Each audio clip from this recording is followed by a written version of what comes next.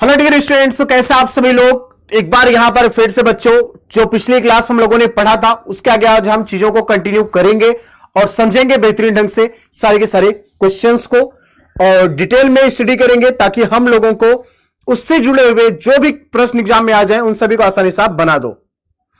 तो बच्चों यहां पर शुरू करते हैं आज की क्लास को। और लास्ट क्लास में हम लोगों ने देखा था सोलर इक्लिप्स से रिलेटेड क्वेश्चन, ठीक है।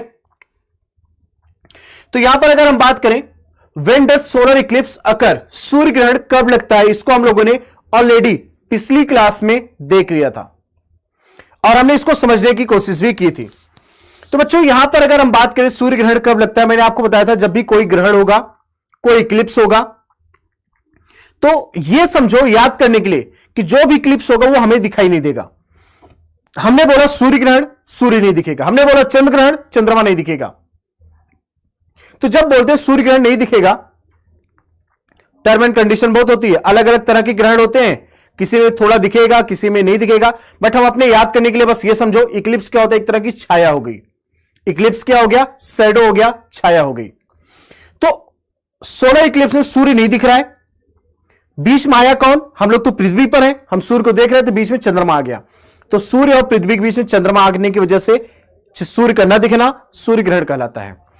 अब अगर हम चंद्र ग्रहण की बात करेंगे फिर क्या हो जाएगा, मैंने बोला था सूर्य बीच में नहीं आएगा, तो चंद्र ग्रहण में आएगा कौन बीच में, फिर चंद्र ग्रहण में आ जाएगा कौन बीच में आ जाएगा, पृथ्वी बीच में आ जाएगा, ठीक है। तो फिलहाल जो यहां पर आंसर था बच्चों वो बिल्कुल सही था, ठीक है, कि यहां पर चंद्रमा और पृथ्वी और सूर्य इसके बीच में आ जाएगा। चंद्रमा अगर पृथ्वी और सूर्य के बीच में आ जाएगा तो वही सूर्य ग्रहण हो जाएगा। आगे बढ़ते हैं। तो जैसे कि बच्चों यहां पर अगर हम देखें, यहां पर यह सूर्य हो गया, यह पर चंद्रमा हो गया, यह पृथ्वी पर हो गया। हम सभी को पता है इन तीनों में सिर्फ सूर्य ही ऐसा है जिसके पास खुद का प्रकाश है। इसके पास अपना प्रकाश नहीं है, ना ही इसके पास अपना प्रकाश है, ठीक है। फिर चंद्रमा हमें दिखता कैसे है, चंद्रमा हमें इसलिए दिखता है क्योंकि सूर्य का प्रकाश जो चंद्रमा पर पड़ेगा वो प्रकाश परावर्तित होकर हमारे ऊपर पड़ेगा। वो भाग परावर्तित होकर जब हमारे ऊपर पड़ेगा तो हमें दिखाई देगा, ठीक है। बट जब ऐसी कंडीशन बनती है, इस कंडीशन को कहा जाता है सिजगी।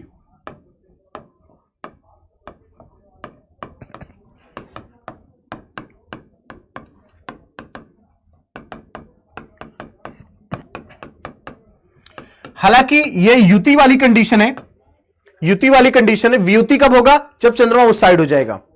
तो मतलब सूर्य पृथ्वी और चंद्रमा के एक सीध में आने जो चंद्रमा पृथ्वी और सूर्य एक सीध में होते हैं उसको सिजगी कहा जाता है, ठीक है।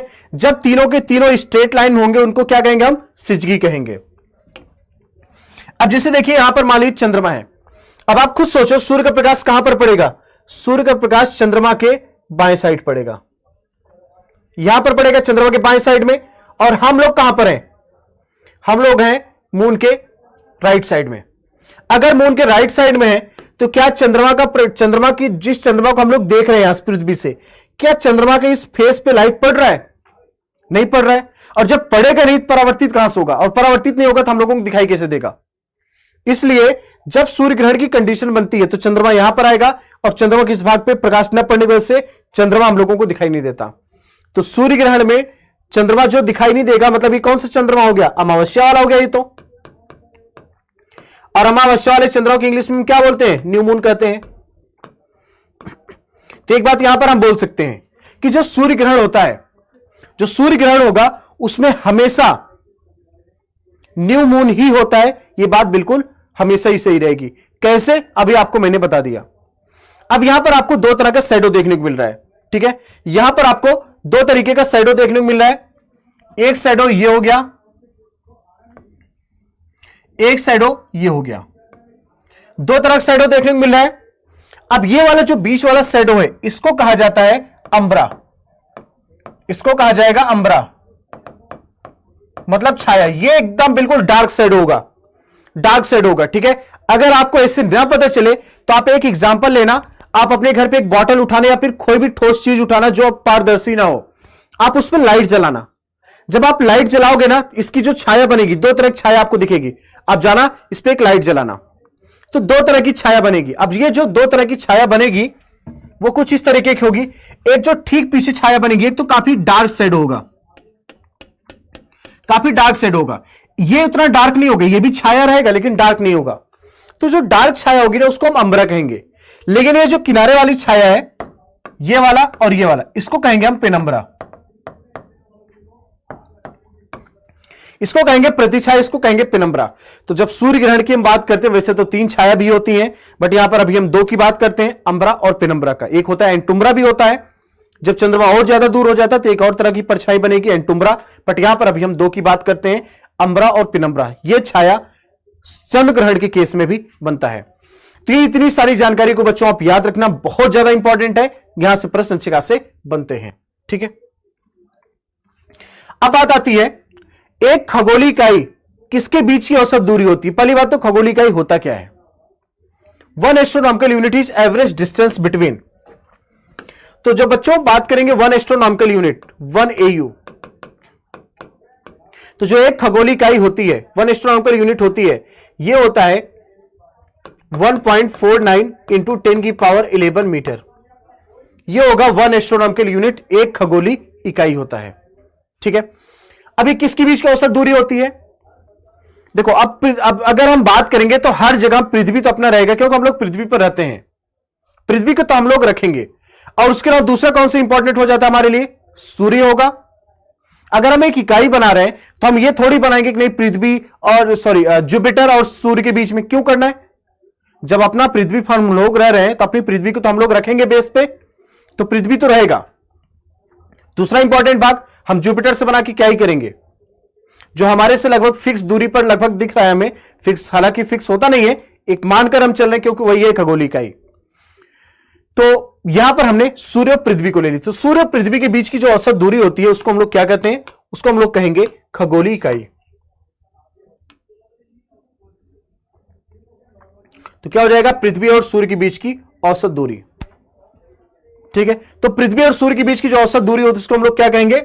उसको हम लोग कहेंगे खगोलीय इकाई। ठीक है, तो याद रखना औसत अगर आप नहीं बोलोगे तो परिभाषा चेंज हो जाएगी, क्योंकि इसी परिभाषा में ऐड हो जाता है एपीलियन, जिसे अपसौर कहा जाएगा। यह क्या होता है फिर? अगर आपने बोल दिया पृथ्वी और सूर्य के बीच की औसत दूरी, तब एस्ट्रोनॉमिकल यूनिट हो गया, खगोलीय इकाई हो गया। अगर आपने बोल दिया पृथ्वी और सूर्य के बीच की अधिकतम दूरी, तब यह हो जाएगा। अगर आपने बोल दिया पृथ्वी और सूर्य के बीच की न्यूनतम दूरी, तो बस एक एक शब्द का फर्क है, औसत, अधिकतम और न्यूनतम। ठीक है, तो हो जाएगा पेरिलियन, उपसौर, उपसौर हो जाएगा। ठीक है, तो यहां पर जो अधिकतम दूरी होती है इसकी डाटा याद करने की जरूरत नहीं है आपको।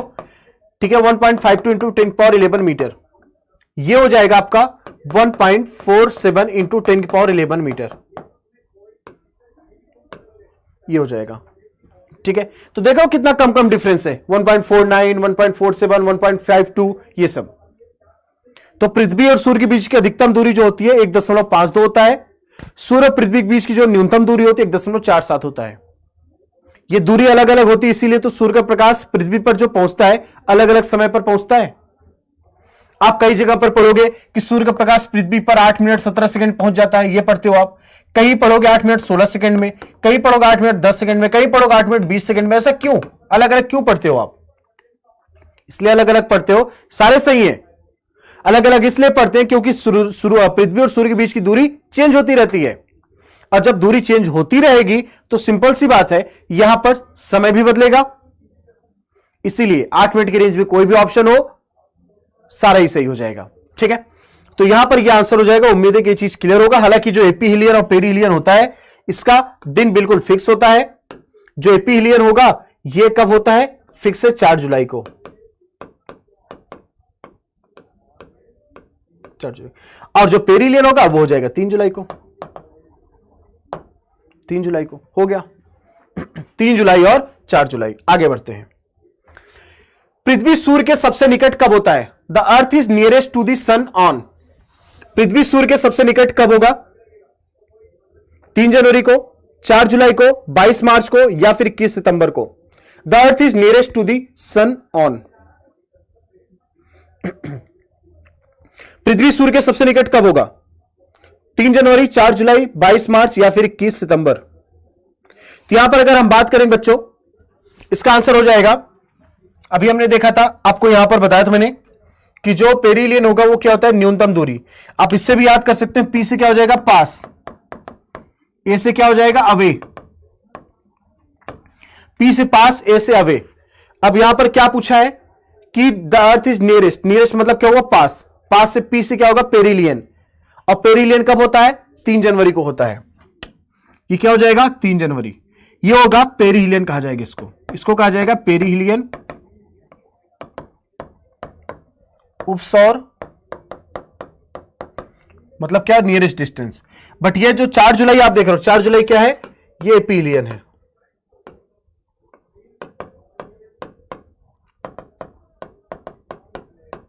अपसौर, ठीक है, ये हो जाएगी जानकारी। तो बच्चों अगले क्वेश्चन बात है, वे 2 ग्रह जिनका कोई उपग्रह नहीं है, सौर मंडल में 2 ही ऐसे ग्रह मिलेंगे आपको जिसके पास कोई सैटेलाइट, जिसके पास कोई भी उपग्रह नहीं होगा, बाकी सभी के पास है, ठीक है।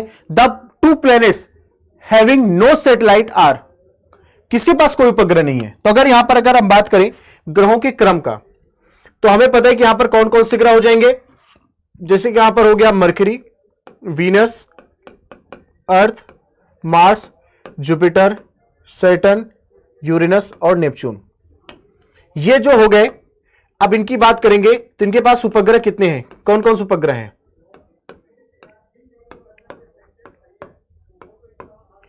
कौन कौन से उपग्रह हैं, इनके पास 0 है, 0 है, अर्थ के पास 1 है, मार्स के पास 2 है, जुपिटर के पास 79 है, सैटर्न के पास 82 है, यूरेनस के पास 27 है, इसके पास 14 है। अगर यहां पर प्लूटो भी रहा होता, खैर है बट वो बहुना ग्रह है, इसके पास 5 है। यह उपग्रहों की संख्या, ये है क्या, ये सब सैटेलाइट है।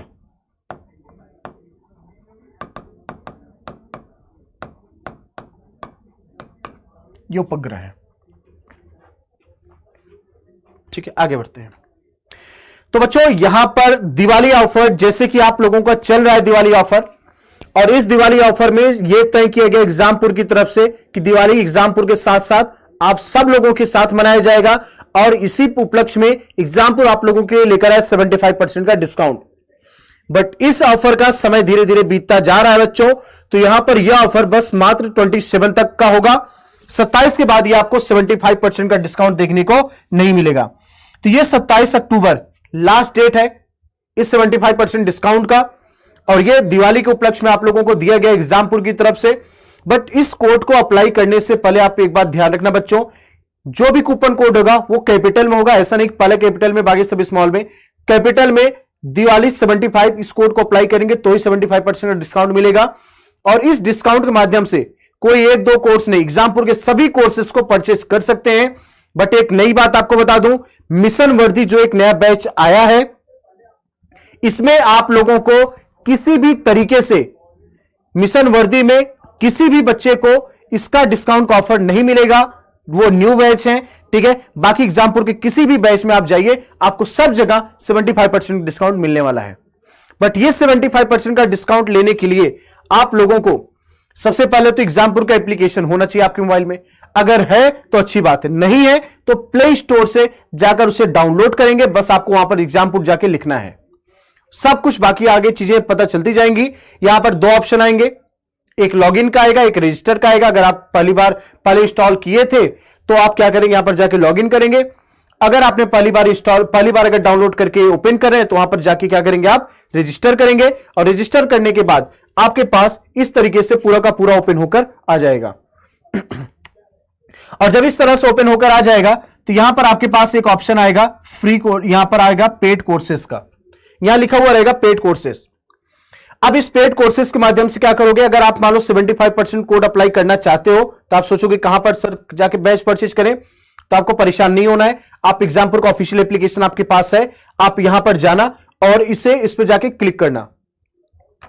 इस पेड कोर्सेज पे क्लिक करते ही आपके पास सारे के सारे पेड कोर्सेस आ जाएंगे, उसमें से जो मन पसंद हो आपका, जिस चीज की तैयारी कर रहे हैं, जो परचेज करने का मन कर रहा है, आप उसको क्लिक करके उस दिवाली 75 कोड को अप्लाई करके परचेज कर सकते हैं। अगर आप इन केस नहीं भी परचेज करें तो भी आप एग्जामपुर के एप्लीकेशन को डाउनलोड करना, क्योंकि उसके बहुत सारे फायदे हैं। उन फायदों में से कुछ अगर मैं हाईलाइट करूं आपके सामने तो है, जैसे कि यहां पर आपको live paid courses with test series दिए जाते हैं, सारी इंफॉर्मेशन यहां पर। इसके अलावा बहुत सारे आप सोचते हैं कि आप एग्जाम की तैयारी कर रहे हैं, आपको कहीं से क्वेश्चन मिल जाता तो मजा आ जाता, तो क्वेश्चन आपके लिए आपको कहीं भागने की जरूरत नहीं है, यहीं पर आपको सारे क्वेश्चन मिल जाएंगे क्विज के रूप में। क्विज का एक फोल्डर आपको दिखेगा यहां पर, ठीक है, तो क्विज के फोल्डर में आ जाएगा। इसके बाद free job alert, job alert आपको मिलेगा। जॉब अलर्ट में क्या होगा, जितनी भी जानकारी है जॉब से रिलेटेड, कौन सी वैकेंसी आ रही है, कब उसका फॉर्म भरने का डेट है, कब लास्ट डेट है, सब कुछ पता चलेगा आपको।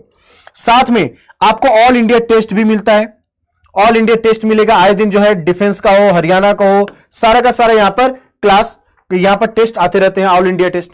इसके अलावा बहुत सारी चीजें, जैसे यहां पर फुल लेंथ टेस्ट या फिर सेक्शनल टेस्ट, ये सारी चीजें दी जाती हैं। आप यहां पर टेस्ट जाकर दे सकते हो, अपने आप को चेक कर सकते हो कि आपकी तैयारी किस लेवल की है, ये सारी चीजें।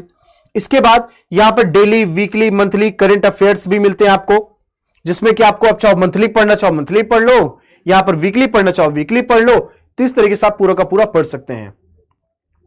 और इसके अलावा unlimited subject wise practice question भी मिलेंगे। तो कहने का मतलब, और ये सब के लिए 1 रुपए भी आपको देने की जरूरत नहीं है, आपको एक ही काम करना है, फालतू के बहुत सारे एप्लीकेशन होते हैं, एग्जाम्पल के एप्लीकेशन भी डाउनलोड कर लो, ठीक है। तो जहां पर फायदा है वहां पर बिल्कुल फायदा उठाना चाहिए। आगे बढ़ते हैं। The diameter of earth is, पृथ्वी का व्यास कितना है? डायमीटर ऑफ अर्थ इज, क्या होगा आंसर? अब यहां पर इतने सारे क्वेश्चन ऑप्शन दिए गए हैं, एक आंसर दे दिया है नन ऑफ दी अबव। हमें पता है पृथ्वी का जो शेप है, पृथ्वी कोई गोलाकार नहीं है, पृथ्वी जो है गोलाकार तो है नहीं, पृथ्वी कुछ इस तरीके से है, इस तरीके से। अगर मतलब पृथ्वी ऊपर से चपटा है। अगर पृथ्वी सिर्फ एक ठोस गोला होता तब तो हम बोलते हैं अपना पृथ्वी कैसा है, स्फेरॉइड है। लेकिन जो स्फीयर ऊपर से चपटा हो जाता है उसके आगे हम क्या लगा देंगे, ऑब्लेट। ऑब्लेट मतलब क्या हो गया, चपटा। तो पृथ्वी ऊपर से चपटा है, मतलब पृथ्वी एक ऐसा स्फीयर है जो ऊपर से चपटा है, इसलिए उसके आगे हमने क्या लगा दिया, ऑब्लेट लगा दिया। अगर चपटा नहीं होता तो हम यहां पर सिर्फ स्फेरॉइड लिखते, ऑब्लेट लगा दिया, ऑब्लेट स्फेरॉइड, ऊपर से चपटा है। अगर चपटा हो गया इसका मतलब ये वाला भाग फैल गया और ये वाला भाग छोटा हो गया। बट अगर हमें एक डाटा यूज करना हो तब क्या कर सकते हो, ठीक है। देखो एक कैलकुलेशन के तौर पे जैसे होता है ना कि कोई 99.99 है तो हम उसको 100 मान लेते हैं ताकि हमारे लिए कैलकुलेशन करना आसान हो जाए। वैसे ही कैलकुलेशन को आसान बनाने के लिए हम क्या करेंगे, यहां पर हमने एक रेडियस को मान लेते हैं 6400 को कैलकुलेशन के लिए, और ये आपको एग्जाम में लिखा सकते हैं, इसके लिए आपको गलती नहीं होगी, डिपेंड करता है क्वेश्चन पे। अगर नॉर्मली रेडियस पूछे तो आप 6400 किलोमीटर लगाइए, कोई दिक्कत नहीं, 6400 किलोमीटर। बट यहां पर अगर 2r करते हैं, मतलब व्यास की बात करें, तो यहां पर क्या हो जाएगा, 12800 किलोमीटर, 12800 किलोमीटर, कोई दिक्कत नहीं, आप लगा सकते हो। तो यहां पर आपका ये आंसर क्या हो जाएगा, यहां पर सही हो जाएगा। तो आप यहां पर नन ऑफ दीज नहीं, नन ऑफ दी अबव नहीं लगाएंगे, यहां पर आप 12800 किलोमीटर लगा देंगे। बट रेडियस से रिलेटेड और भी बहुत सारी चीजें हैं जो एग्जाम में पूछी जा सकती हैं। जैसे अगर यहां पर क्वेश्चन थोड़ा सा घुमाकर पूछा, अब बोलेगा बताओ पृथ्वी का माध्य रेडियस क्या होता है, मीन रेडियस ऑफ अर्थ। तो जो पृथ्वी का मीन रेडियस होगा, जो माध्य रेडियस होगा, वो क्या हो जाएगा, तो माध्य रेडियस हो गया 6371 किलोमीटर। माध्य रेडियस क्या हो जाएगा, 6371 किलोमीटर हो जाएगा माध्य रेडियस। और बच्चों अगर यहां पर ये जो रेडियस है, ये रेडियस है कहां पर, भूमध्य रेखा के पास। भूमध्य रेखा यही तो है ना, भूमध्य रेखा के पास, इसलिए भूमध्य रेखा को और क्या कहते हैं, विषुवत रेखा। तो इसलिए यहां की जो त्रिज्या, इसको हम उसी भूमध्य रेखा के नाम पे ही, विषुवत रेखा के नाम पे ही विषुवतीय त्रिज्या कहेंगे हम। और विषुवत रेखा को, भूमध्य रेखा को इंग्लिश में क्या बोलते हैं, इक्वेटर। तो हम इसको इक्वेटर को क्या बोलेंगे, इक्वेटोरियल रेडियस। अगर ये नहीं लिखेंगे बच्चों तो हम पहचानेंगे कैसे कि हम बात किसकी कर रहे हैं, इक्वेटोरियल रेडियस। और ये कौन सा है, इसको हम कैसे पहचानेंगे, तो एक काम करते हैं, पोल, क्योंकि पोल को टच कर रहा है। तो यहां पर क्या हो जाएगा, ध्रुवीय त्रिज्या, ध्रुवीय त्रिज्या। इसको हम क्या लिख सकते हैं इंग्लिश में, ध्रुव को इंग्लिश में पोलर कहेंगे, तो पोलर रेडियस। Polar radius. और अगर हम इसकी बात करें बच्चों, पोलर रेडियस का क्या हो जाएगा 6356 किलोमीटर, ये इसका मान होगा। और ये हो जाएगा 6378 किलोमीटर। माध्य रेडियस पता है कैसे निकालते हैं, ये हो गया ए, ये हो गया बी, तो हम ऐसे करके निकालते हैं 2a plus B divide by 3, ये हो जाएगा मीन, ये हो जाएगा माध्य। तो माध्य रेडियस अगर निकालना है तो माध्य रेडियस ऐसे निकालेंगे, आप चाहे कैलकुलेशन कर लो अपने मोबाइल में, ना आ जाए बताना, 6371 किलोमीटर। तो ये हम पृथ्वी की जो माध्य त्रिज्या निकालते हैं वो कुछ इस तरीके से निकालते हैं, ठीक है। तो सब मिला जुला, अगर आपको ये कैलकुलेशन और ये सब याद नहीं रखना है, ठीक है, मैं टीचर हूं तो मुझे पता होना चाहिए, इसलिए ये सब चीजें मैं आपको बता रहा था हल्का सा कि कैसे कैलकुलेट करते हैं। बट आप सीधे सीधे क्या याद रखोगे, ये जो रिजल्ट आया है 6371 किलोमीटर पूछा जाता है एग्जाम में, याद रखना। एक क्वेश्चन एग्जाम में और पूछा गया है कि जो विषुवतीय त्रिज्या होती है इसके और इसके बीच में कितने किलोमीटर का अंतर है। अगर आप खुद सोचो अपने मन से, अगर यहां पर कोई गोला है उसको चपटा कर दिया तो आप सोचोगे अच्छा इसमें कितनी बढ़ोतरी हो गई, ये भाग इससे जो है कितना बड़ा हो गया ये भाग। तो हम देखेंगे इसमें और a माइनस बी कितना हो जाएगा, a माइनस बी 6378 माइनस 6356, ठीक है। तो अगर यहां पर हम रेडियस की बात करें तो a माइनस बी अगर निकालेंगे तो क्या हो जाएगा 6378 माइनस 6356, यह आ जाएगा कितना 22 किलोमीटर। तो अगर हम बात करें a क्या था, a क्या है विषुवतीय त्रिज्या, b क्या है ध्रुवीय त्रिज्या है, तो ध्रुवीय त्रिज्या और विषुवतीय त्रिज्या के बीच में अंतर कितना है 22 किलोमीटर का। तो आप इस चीज को याद रखना, एग्जाम का पूछा हुआ क्वेश्चन है। इसके अलावा और क्या हो सकता है, a माइनस बी हो गया और ये मीन रेडियस हो गया, ठीक है, सारी सच है। बट एक क्वेश्चन सरकमफेरेंस का भी आता है, अगर हमें सरकमफेरेंस भी अलग अलग होगा तो हम क्या बोलेंगे, विषुवतीय सरकमफेरेंस को क्या बोलेंगे परिधि, तो विषुवतीय परिधि बोलेंगे, इक्वेटोरियल सरकमफेरेंस बोलेंगे, कुछ इस तरीके का बोलेंगे हम। यहां पर लिख सकते हैं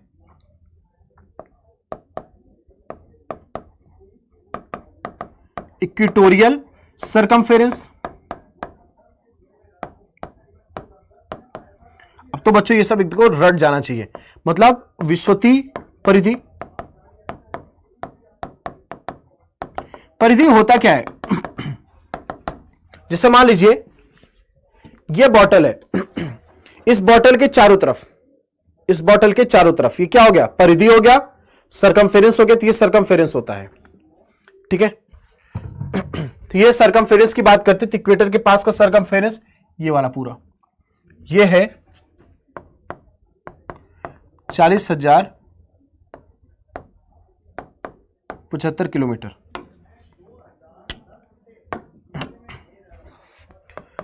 अब यहां पर क्या हो जाएगा, और पोलर सरकमफेरेंस, पोलर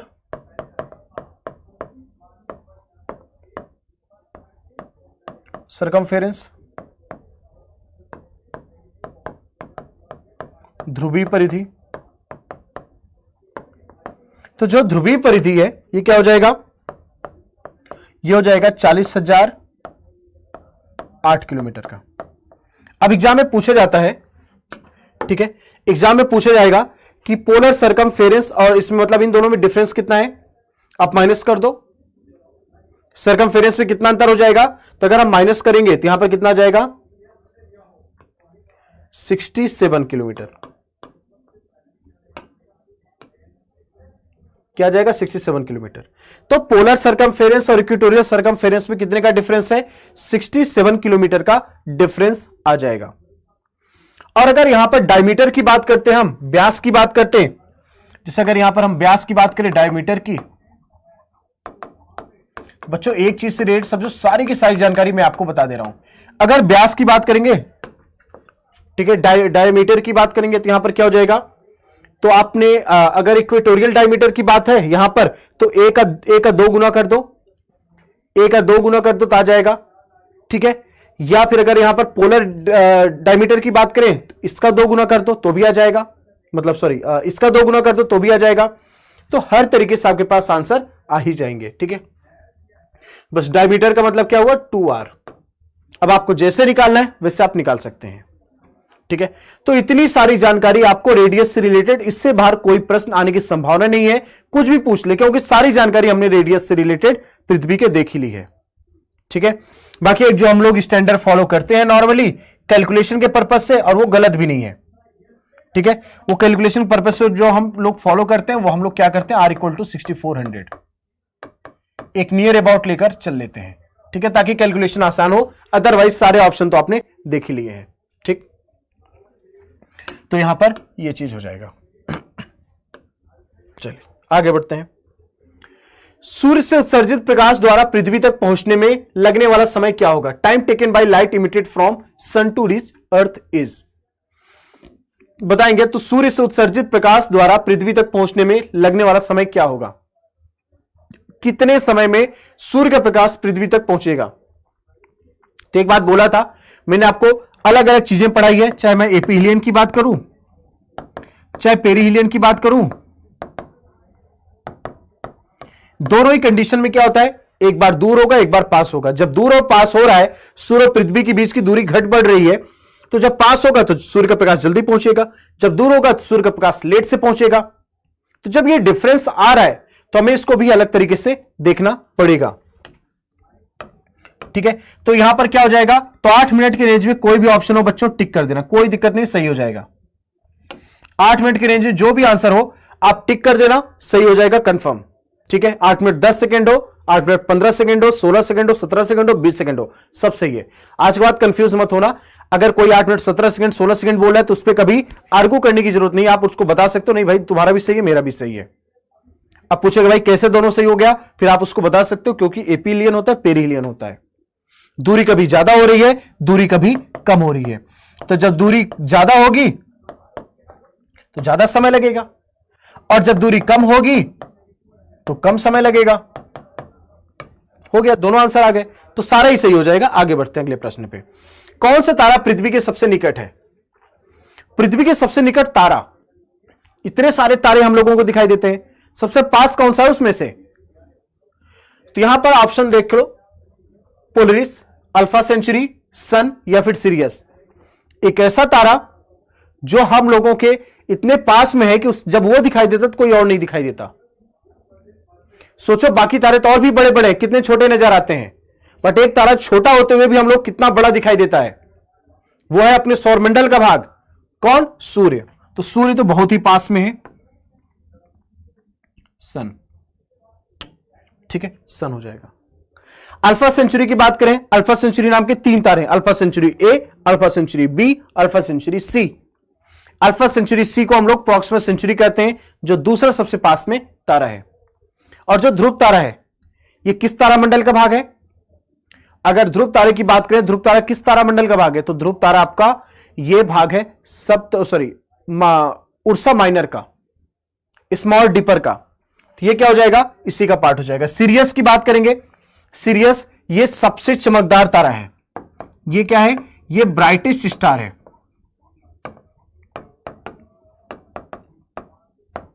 सबसे चमकदार तारा किसका भाग है? सिरियस को डॉग स्टार भी कहा जाता है। इसको और क्या कहा जाता है? Dog star. जो कि किसका पार्ट है ये डॉग स्टार? जब डॉग स्टार की बात करेंगे किसका पार्ट है? ये कैनिस मेजर, जो एक तारामंडल था, बताया तो मैंने, कैनिस मेजर तारामंडल का ही भाग है सिरियस। तो ये सबसे चमकदार तारा है। सूर्य सबसे पास में तारा हो जाएगा। पोलरिस उत्तरी दिशा में दिखाई देने वाला तारा है। कहां पे? उत्तरी दिशा में दिखाई देता है।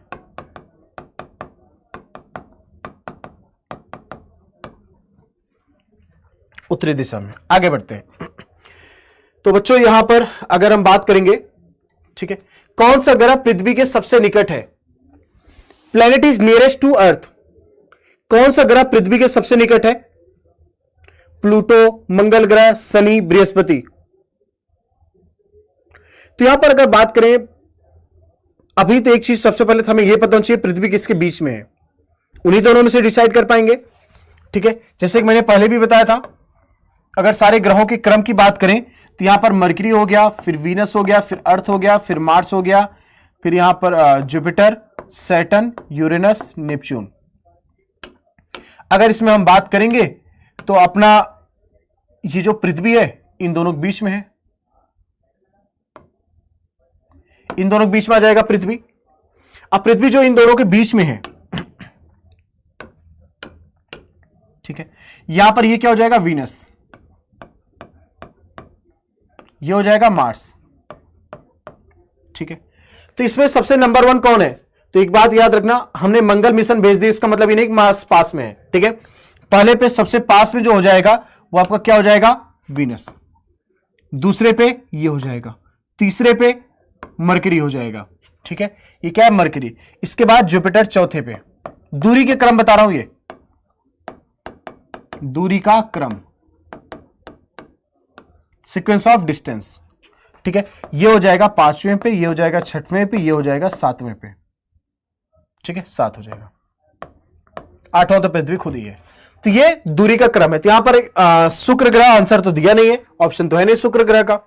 फिर हमें मजबूरन क्या लगाना पड़ेगा, इसमें लगाना पड़ेगा मंगल ग्रह, इसमें लगाना पड़ेगा मार्स। क्लियर, ये हो गया मार्स। आगे बढ़ जाते हैं। सूर्य का एक चक्कर पूरा करने में पृथ्वी कितना समय लेता है? The completing 1 revolution of sun earth takes approximately. कहने का मतलब यहां पर एक शब्द का यूज किया गया, रिवोल्यूशन। यहां पर चक्कर का किया गया है। अब यहां पर रिवोल्यूशन का मतलब होता क्या है? तो 2 शब्द हैं बच्चों, एक होता है रोटेशन,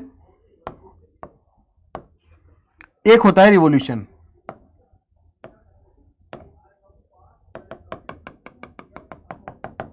ठीक है, इसे कहेंगे हम लोग रिवोल्यूशन।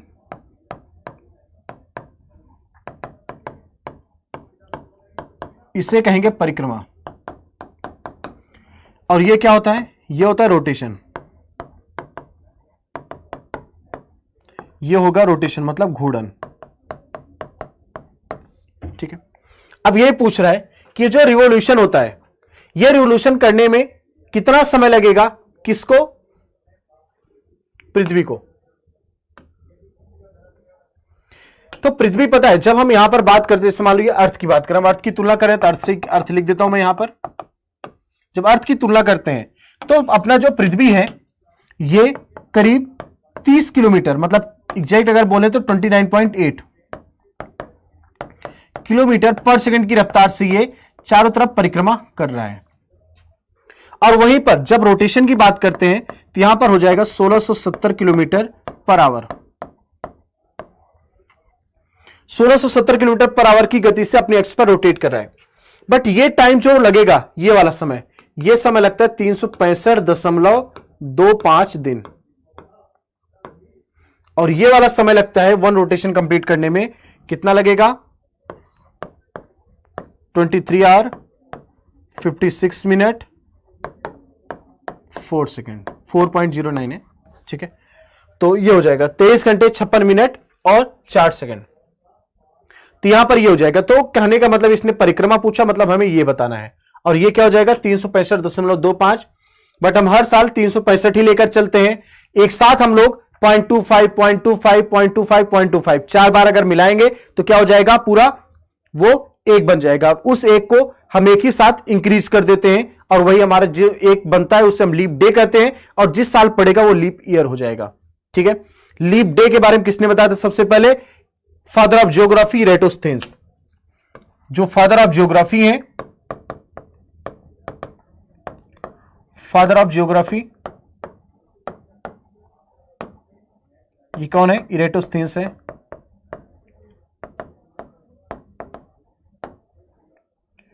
इरेटोस्थेनेस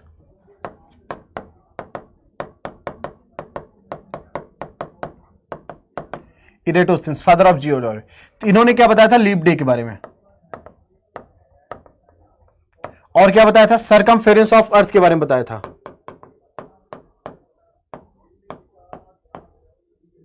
सरकमफेरेंस, ठीक है। तो ये कुछ चीजें बताई थी। लैटिट्यूड लॉन्गिट्यूड का कॉन्सेप्ट यूज किया था, यूज नहीं किया था लैटिट्यूड लॉन्गिट्यूड का, बस उसका कॉन्सेप्ट एक बताए थे इन्होंने। तो ये चीज है। आगे बढ़ते अगले प्रश्न पे। और अगर हम सभी के रिवोल्यूशन की बात करें तो चलो देखते हैं, आगे बता देंगे हम उसको। वो बरसात आ गया, क्यों हो रहा है ये चीज? क्यों नहीं सिर्फ गर्मी गर्मी, क्यों नहीं सिर्फ ठंडी ठंडी, क्यों नहीं सिर्फ बरसात बरसात? बदल क्यों रहे चीजें? तो बदलने का कारण क्या? पृथ्वी का अपनी एक्सिस पर घूर्णन होता है, क्या यह कारण है? या फिर ये सन हो गया, यह कारण है। जैसे मैंने बताया था कि क्या है, रिवोल्यूशन, और ये क्या हो जाएगा, रोटेशन।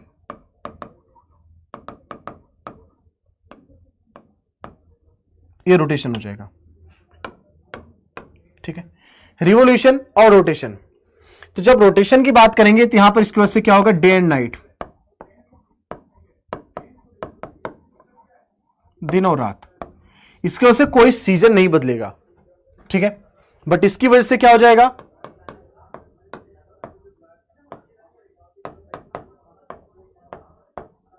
Change in season.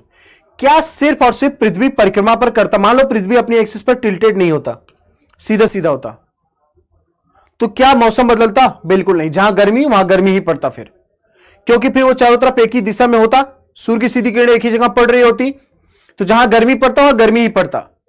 तो अगर यहां पर मैं ये लिख रहा हूं चेंज इन सीजन, तो रिवोल्यूशन के साथ मुझे एक चीज और ऐड करना पड़ेगा जिसका नाम है एक्सियल टिल्ट। ये नहीं ऐड करूंगा तो सीजन भी चेंज नहीं होगा, ठीक है, एक्सियल टिल्ट, ठीक है, मतलब परिक्रमा और अक्ष का झुकाव, ये दो कारण है जिसकी वजह से मौसम बदलते हैं, ठीक है। इसमें क्या होगा, मौसम में बदलाव, मौसम का बदलाव, ऋतुओं का बदलाव,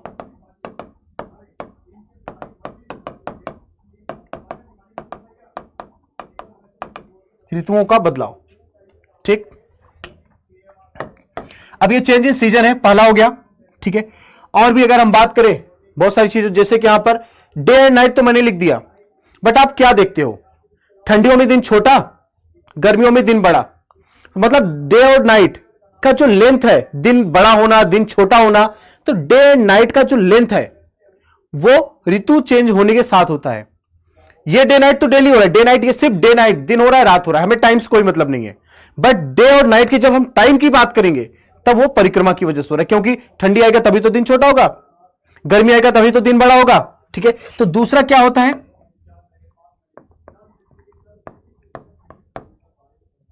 length of day and night,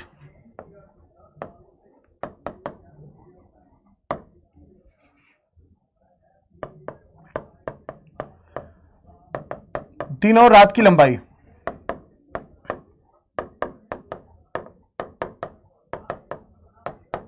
दिन और रात की लंबाई, दिन और रात, और दिन और रात की लंबाई दोनों में अंतर है, ठीक है।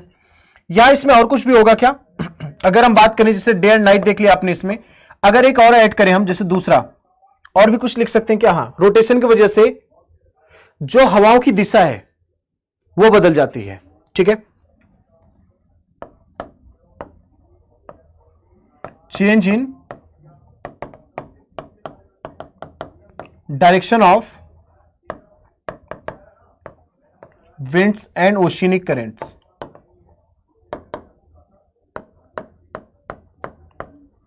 इसको याद रखना चाहिए, कोई भी ऐसा एग्जाम नहीं है जिसमें पूछा ना जाता हो इससे रिलेटेड, ठीक है।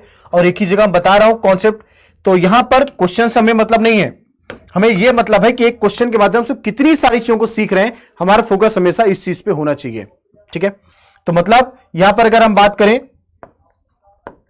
इसका असर क्या होता है, घूर्णन की वजह से हवाओं और समुद्री जलधाराओं, समुद्री जलधाराओं की दिशा में बदलाव, की दिशा में परिवर्तन। हालांकि बहुत सारी चीजों पे होता है, बट मैं दो एग्जांपल ही लिखा, में परिवर्तन, ठीक है। तो ये दो कुछ मेन डिफरेंस याद रखेंगे, ठीक है। इसमें ओनली डे एंड नाइट, और डे एंड नाइट का जो लेंथ होगा उसके लिए वो चीज होगा, तो दोनों चीज को रिलेट करके रखेंगे ताकि कोई कंफ्यूजन ना हो, ठीक है। अगर वहां पर दे देता है डे एंड नाइट के लेंथ में चेंज, तो बहुत सारे लोग यहां पर गलतियां करते हैं, ठीक है। तो आप सोचोगे डे एंड नाइट के लेंथ में चेंज कब होगा, जब मौसम बदलता है, बाकी पूरे गर्मी भर तो दिन तो वैसे ही रहता है लगभग, ठीक है। ये चीजें। अब आगे बढ़ते हैं, सौर मंडल का कौन सा ग्रह अपनी धुरी पर सबसे तेज गति से घूमता है? Which planet of solar system spins on its axis at the fastest rate? ठीक है, सौर मंडल का कौन सा ग्रह अपनी धुरी पर सबसे तीव्र गति से घूमता है? ठीक है, तो एक बात याद रखना, सबसे अगर आलसी ग्रह की बात करते तब तक आप सोच के रखो आंसर। अगर हम बात करेंगे सबसे सुस्त ग्रह, सबसे आलसी ग्रह, मतलब हम बात करें स्लोवेस्ट रोटेटिंग प्लेनेट, सबसे धीमी गति से अपने अक्ष पर घूर्णन करने वाला ग्रह, सबसे धीमी गति से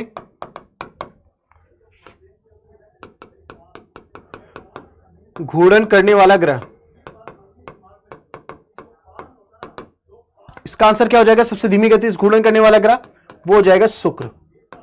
सबसे आलसी ग्रह वीनस, और इसका जो रोटेशन टाइम है ना वो 243 दिन का होता है। ठीक है, 243 दिन का होता है। बट सबसे तेज कौन होगा? जो सबसे बड़ा होगा उसके ऊपर सबसे ज्यादा जिम्मेदारी होती है, तो सबसे ज्यादा जिम्मेदारी होगी, सबसे तेज गति से उसको चलना पड़ेगा ताकि पीछे सबको साथ में लेकर चल पाए। तो कहने का मतलब ये समझो, जो बड़ा होगा जिम्मेदारी ज्यादा होगी उसको तेज चलना पड़ेगा। तो जुपिटर अपने एक्सिस पर सबसे तीव्र गति से घूर्णन करने वाला ग्रह है, जिसकी वजह से ही इसका मैग्नेटिक फील्ड भी अपने सौर मंडल में सर्वाधिक है, मतलब अपने सभी ग्रहों में सर्वाधिक है। सभी प्लेनेट में सबसे तीव्र गति से कौन घूमता है? जुपिटर। इसको एक रोटेशन पूरा करने में 9 आवर 55 मिनट का समय लगता है।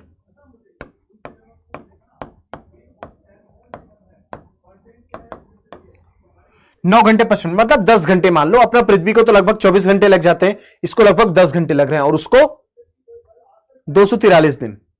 और पूरे सौरमंडल के एकमात्र ऐसा ग्रह है शुक्र ग्रह, जिसका घूर्णन समय उसके परिक्रमा से ज्यादा है। अब पृथ्वी का घूर्णन बताओ 24 घंटे में, परिक्रमा 365 दिन में, परिक्रमा ज्यादा हुआ ना। बट इसका वीनस का परिक्रमा 225 दिन है, और एक रोटेशन एक दिन इसका कितने के बराबर है? 243।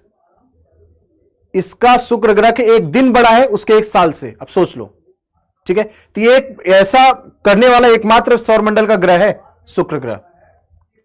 और इसी वजह से इसका जो चुंबकीय क्षेत्र है ना, क्योंकि कोर तेजी से घूमेगा तभी जो है मैग्नेटिक फील्ड उतनी स्ट्रांग बनेगी, उतना तेज करंट फ्लो होगा। तो लेकिन यहां पर जो शुक्र ग्रह है इतना स्लो घूमता है कि इसका मैग्नेटिक फील्ड जो है हम डिटेक्ट भी नहीं कर पाते। इसके साथ भी यही है और मंगल ग्रह के साथ भी है। ठीक है, चलो आगे बढ़ते हैं। बृहस्पति ग्रह के चंद्रमाओं की खोज किसके द्वारा की गई थी? पिछली क्लास में बच्चों मैंने यह चीज बताया था, पिछली क्लास में मैंने आप लोगों को यह समझाया था कि इसके बारे में पूरा का पूरा। ठीक है, तो यहां पर अगर हम बात करें गैलीलियो की, आंसर क्या हो जाएगा? गैलीलियो। आंसर क्या होगा इसका? गैलीलियो। तो जब गैलीलियो की बात करते हैं, ठीक है, तो इसने बहुत सारा मिल्की वे के बारे में बताया। किसके बारे में बताया वो बता रहा हूं, मिल्की वे के बारे में। और क्या बताया? फोर्थ सैटेलाइट ऑफ जुपिटर,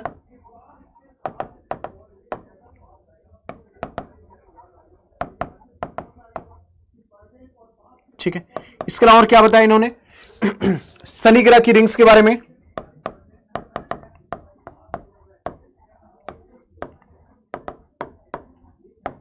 ठीक है। और जो बृहस्पति के 4 उपग्रहों के बारे में बताया था, ठीक है, बृहस्पति के जो 4 उपग्रह थे, चंद्रमाएं थी, उसका नाम क्या था? उसका नाम हिंदी में लिख देता हूं, चलो, Ganymede, Callisto,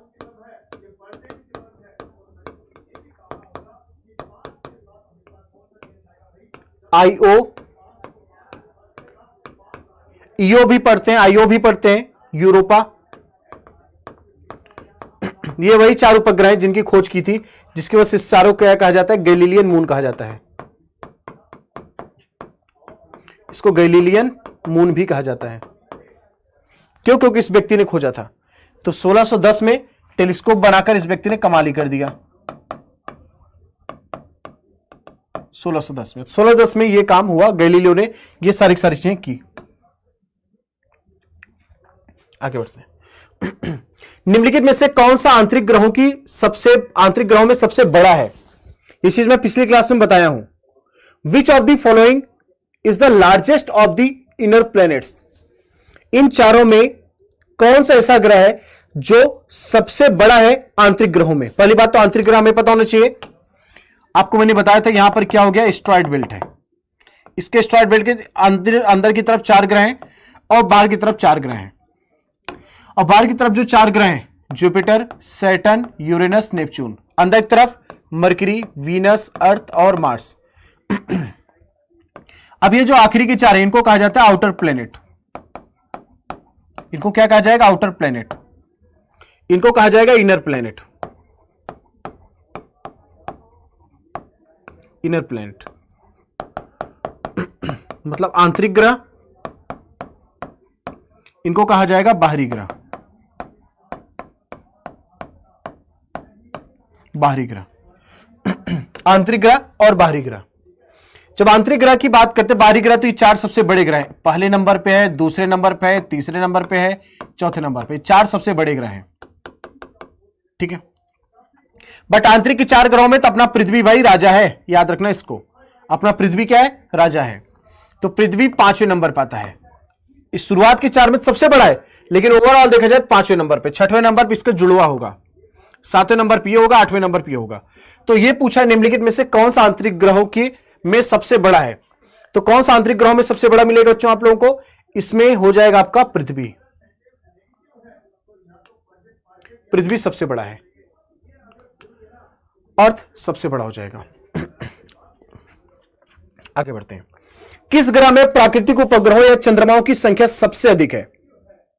planet has largest number of natural satellites of moons. ये चीज मैं पहले भी बता चुका हूं, बट कोशिश करेंगे याद करके बताने की कोशिश करेंगे कि इसका आंसर क्या होगा। कौन यहां पर सबसे ज्यादा बाजी मारेगा? अगर बात करें मरकरी का, वीनस का, अर्थ का, मार्स का, जुपिटर, सैटर्न, यूरेनस और नेपच्यून की, तो सबसे बड़ा कौन सा है? मरकरी का तो 0 है, वीनस का 0 है, अर्थ का 1 है, मंगल ग्रह का 2 है, डीमोस और फोबोस, जिसमें कि फोबोस बड़ा है, डीमोस छोटा है। जुपिटर की बात करेंगे यहां पर तो इसके पास कुल कितना है? 79 है। सैटर्न के पास कितना है? 82 है। यूरेनस के पास कितना है? 27 है। नेपच्यून के पास कितना है? 14 है। ये सारे के सारे उपग्रहों की खोज है। 2019 में सारे के सारे डाटा चेंज हुआ है। आईएयू ने डिक्लेयर किया इसमें 20 एक्स्ट्रा सैटेलाइट के बारे में, और इसमें यहां पर कितना हो जाएगा? 12 एक्स्ट्रा सैटेलाइट। और इस एक्स्ट्रा सैटेलाइट के साथ यहां पर सबसे बड़ा ग्रह कौन सा जाता है? बृहस्पति। लेकिन जब हम यहां पर उपग्रहों की बात करते हैं तो आंसर क्या हो जाएगा? शनि। तो शनि के पास सबसे ज्यादा उपग्रह हो जाएंगे कितना? 82 उपग्रहों के साथ शनि नंबर 1 पे आ जाता है। तो आज की क्लास के एक लास्ट क्वेश्चन करते हैं बच्चों। सूर्य के चारों ओर एक चक्कर पूरा करने के लिए शनि कितना समय लेता है? तो चलो बच्चों, ये क्वेश्चन आपके लिए लास्ट है और ये आपका एक होमवर्क होगा, और इसे कोशिश करेंगे बच्चे, सभी बच्चे ऑफलाइन कमेंट करके इसका आंसर देने की कोशिश करेंगे। नेक्स्ट क्लास में इसको मैं बताऊंगा, और साथ में सभी ग्रहों के रिवोल्यूशन मतलब सभी ग्रहों के परिक्रमा के समय को भी मैं आप लोगों के सामने बताऊंगा। अगर आपने पहले से पढ़ा है तो आपका रिवीजन हो जाएगा, नहीं पढ़ा है तो आप पढ़ लेना, एग्जाम में पूछे जा सकते हैं। तो आज की क्लास को बच्चों यही समाप्त करेंगे। सभी बच्चे इसका आंसर देंगे। नेक्स्ट क्लास में इस क्वेश्चन को हम लोग डिस्कस करेंगे। तो आज की क्लास को यही समाप्त करते हैं बच्चे। मिलते हैं नेक्स्ट क्लास में। Bye bye everyone, take care, जय हिंद।